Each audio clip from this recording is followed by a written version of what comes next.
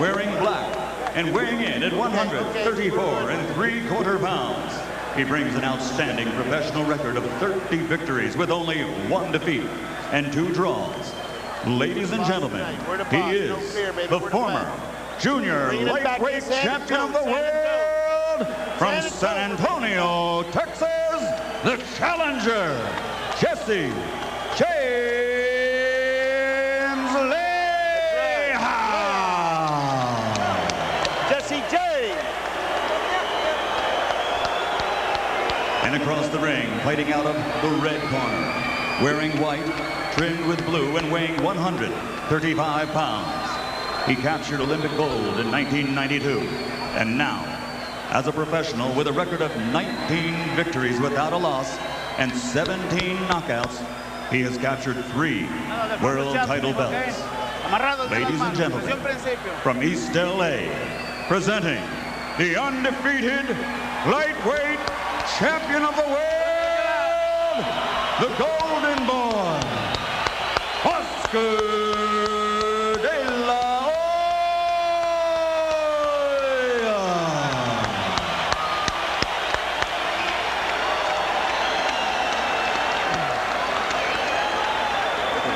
Just the Chief's second. Just the Chief's second.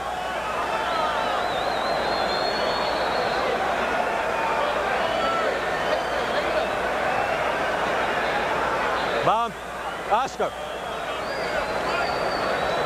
Gentlemen, I've given you the rules of the WBO. I expect you to obey them.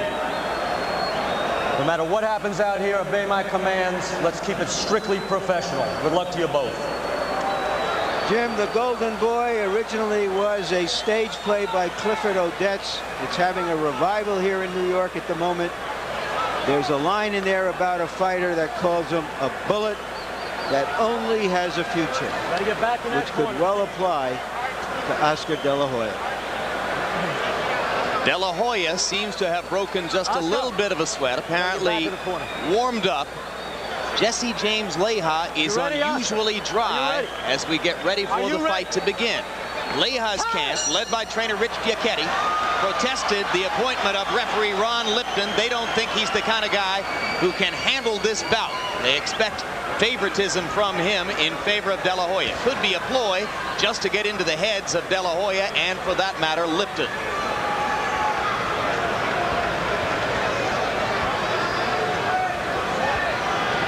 Oscar told us yesterday, George, that he wanted to start off cautiously in this bout, and he's doing exactly that. When you got long arms like that, you can do anything you want. When you decide you're going to throw punches, that's when you open yourself up. Leija jabbing and then coming in with a wide roundhouse right. De La Hoya cuffing him over the top with a half left hook.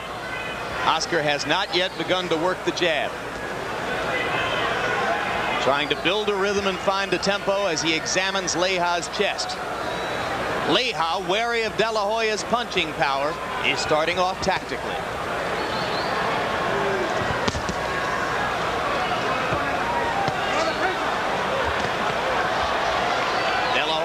Doing what he said he wouldn't do, trying to land power shots in combination in the first round. Hasn't really begun to work the jab, but may have seen an opportunity to land the left hook there. Yeah, De La Hoya is finding himself one of the few times retaliating. The guy hits me, I'm going to hit him back, that kind of thing. And you don't want to be in that position in New York City. Leija looking at De La Hoya's eyes, but trying to punch to his body. He's already raised a red welt on the left side of De La Hoya's ribcage. When you're fighting someone like De La Hoya, that's the way you got to fight him. Hit every now and then, stay out of harm's way. Don't go looking for any big knockdowns. Just now and then, make him pay. Get out of the way afterwards. Left-hand counter landed for De La Hoya, not a hard punch. Right uppercut just missed by De La Hoya. Leija starting to watch the man open up in front of him. De La Hoya steps in with a left hook and then goes to the body.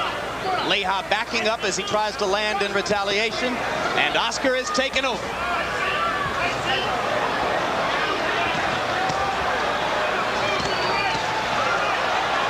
Leija blocking one left hook in there, but one of them landed. The best thing about Leija is keeping his hands up after he throws a punch, takes his right and left hand back to his chin. Very calm fighter, as his experience would indicate he ought to be.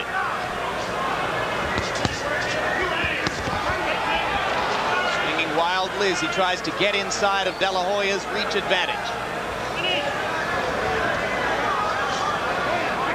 Cautious and tactical round one, marked only by a couple of flurries from Oscar De La Hoya.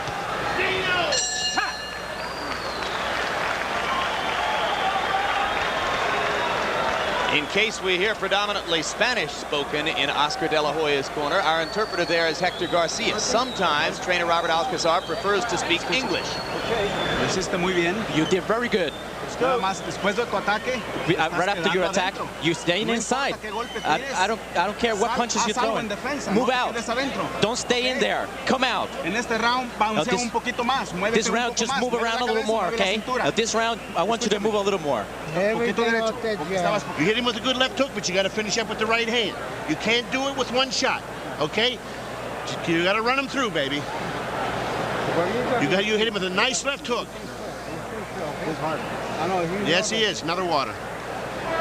Seconds out. Okay. Clean up the water in the corner, please. I wonder if those instructions from De La Hoya's corner is going to bring out the best in Oscar De La Hoya. Lay back with his power, with his equipment.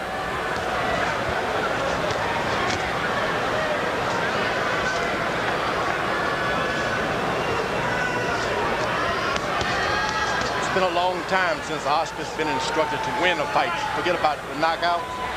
Once you get in that kind of territory, you kind of self-destruct. Go out there, win the fight. If a knockout comes, great. If it doesn't, you're still ahead on points. And it's been a long time since he's been given that kind of instruction, those kind of instructions. The other guy, that's all he gets. Win every round. So Leija is probably in a better position tonight. But in the first round, Leija, unable to get inside of De La Hoya's reach advantage, landed only 1 of 22 jabs. So unless he can get that punch working, he's going to have to find another way to get inside to De La Hoya's ribcage.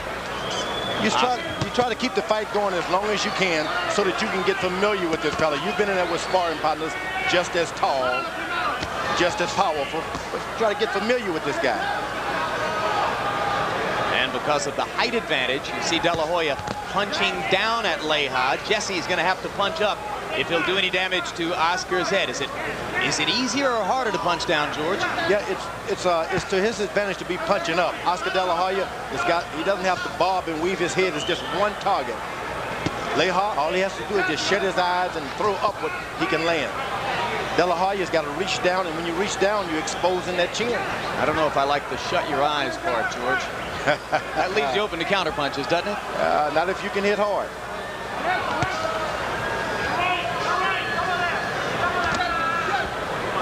Good body punch by Oscar De La Hoya. He just tapped him in the body with a jab. That was great. Crowd in the far reaches of the arena beginning to get restless. They'd like to see a little bit more action. Not every fight is going to be like that Patterson-Gatti war. And down goes Leija, up a left hook inside. 3, 4, 5, 6, 7, 8, 9. Give me your gloves. Take a step forward. Take a step De La Hoya, the second fighter to knock down Jesse James Leija. Gabriel Ruelas did it in his victory over Leija. And here comes De La Hoya again. Jesse's just a little wobbly as Oscar looks to land another left hook. Going to the body, and now coming up with the uppercut. Right hand just missed. Flurries of punches. Leija losing his balance again. Got whacked with a left hook one more time. Round 2 coming to a close. De La Hoya looking to finish. Too many shots, Jeff.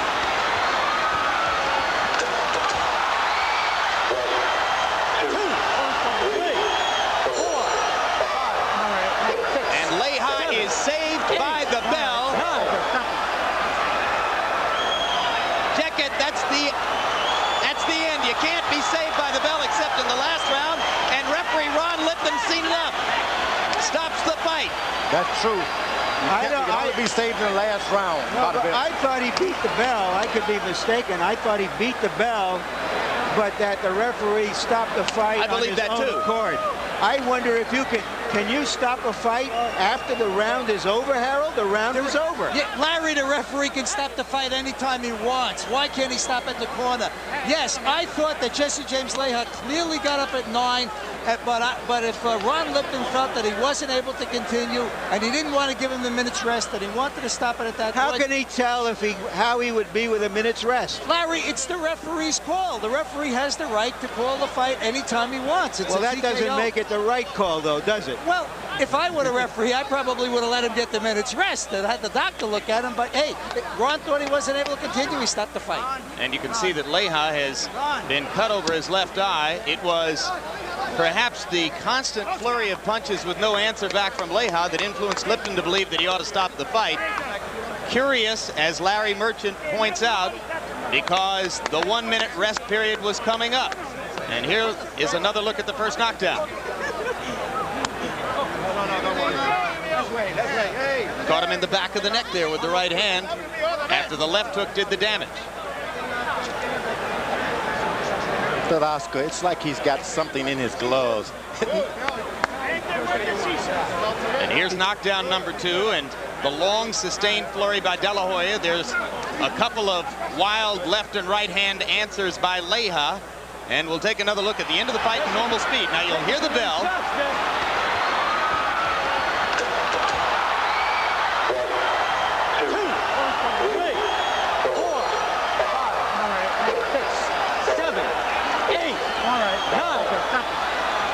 Oh, it's clearly a 10 count.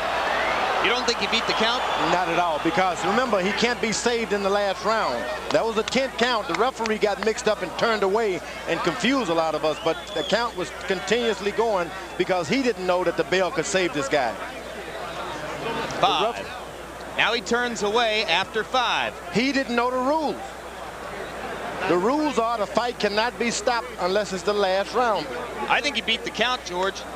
No, I think he got up by 9, but you can't be certain with the silence there. The referee caused the confusion by looking away. It made all of us think the fight was over. Well, Rich Giacchetti's going to have a lot to say. Trainer of Jesse James Leija. He's the one who didn't want Ron Lipton to be the referee. Let's go up to Michael Buffer for the official decision.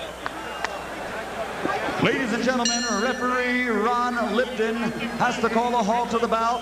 The end comes at the end of round 2. The winner and still lightweight champion of the world from East LA, the Golden Boy, Oscar De La Hoya. Final punch stat numbers, and these numbers will be dominated by De La Hoya as he picks up his 18th knockout in 20 bouts. And you can see the difference in punches thrown and the connect percentage. And once again, De La Hoya defended himself well and landed power punches when he wanted to. I think so. I think the confusion, the referee really tried to give the other opponent time to recover and go back to the corner, not realizing the rules. So it was to his advantage, and I think to the Leija.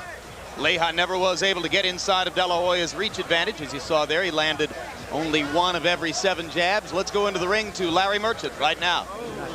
All right, thank you, Jim. Congratulations, Oscar. You described how you saw this fight. You were starting out measuring him very carefully. It looked like you weren't going to ever get on the attack. Well, what was happening is the first round, I always try and measure my opponent. I always try to see what he has. And I felt that he wasn't pressuring me too much. He was trying for me to make a mistake and then counter off my punches. I was being very aware up in the ring. I felt a bit sluggish, but in the second round I felt very strong, very powerful, and I got the good win. What did you see that enabled you to end it, or did you end it before you even saw it? Actually, I did see when he was hurt. I caught him with a few left hooks, some good right hands. After, when I would connect, I would always make sure that I would move back, let him miss, then I would start my attack again, and it worked perfectly. He got up and beat the count at the end of round 2, yet the referee still stopped it before waiting for the 1 minute to see how he would recover. Did you think he had enough? I thought he had enough. I think his corner thought he had enough. The people here thought he had enough. Of course, the crowd wanted to see a good show. Hopefully I did that. I trained very hard, Jesse James Leija's a good fighter. He's a good champion. He came afterwards and told me just keep on going, train harder so you could be a good super champion. Describe your experience here in New York and your feeling about actually fighting in Madison Square Garden. The feeling is awesome like no other. Madison Square Garden is a great arena. Lots of great history in boxing, and I was honored to be part of that history.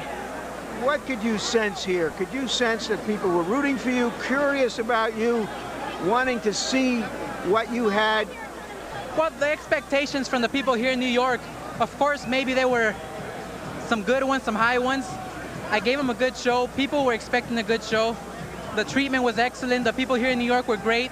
Everybody involved with the stadium, HBO, Time Warner, once again, thank you. Thank you for the commercial. Oscar, back to you, Jim. All right, thank you very much, Larry Merchant. And here's your chance to see Harold Lederman in person. Now, Harold, you've had a chance to watch the replays and examine once again the decision that Ron Lipton made at the end of the fight. We're going to watch it one more time in real speed. And once again, George Foreman and I don't always disagree. Sometimes we do. I think he got up at the count of 9. Let's listen.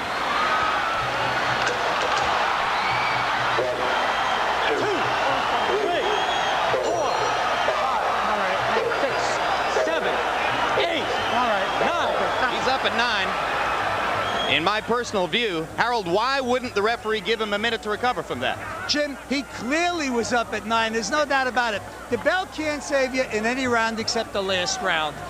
The bell couldn't save him in the second round, so the referee, Ron Lipton, could have counted him out after the bell rang. But Jesse James Leija clearly cleared the canvas. In other words, his gloves were up. The only thing touching the canvas were the soles of his feet. He was definitely up before referee Ron Lipton got to 10. Leija was up at 9. Exactly the point, Harold. How can he judge the safety of the fighter a minute in advance? Well, I thought that Lipton was bringing Leija back to the corner to give him the 1-minute rest. All right? But obviously, referee Ron Lipton thought that Jesse James Leija had taken enough of a beating and was bringing him back to the corner strictly with the intention of stopping the fight, and that's what he did.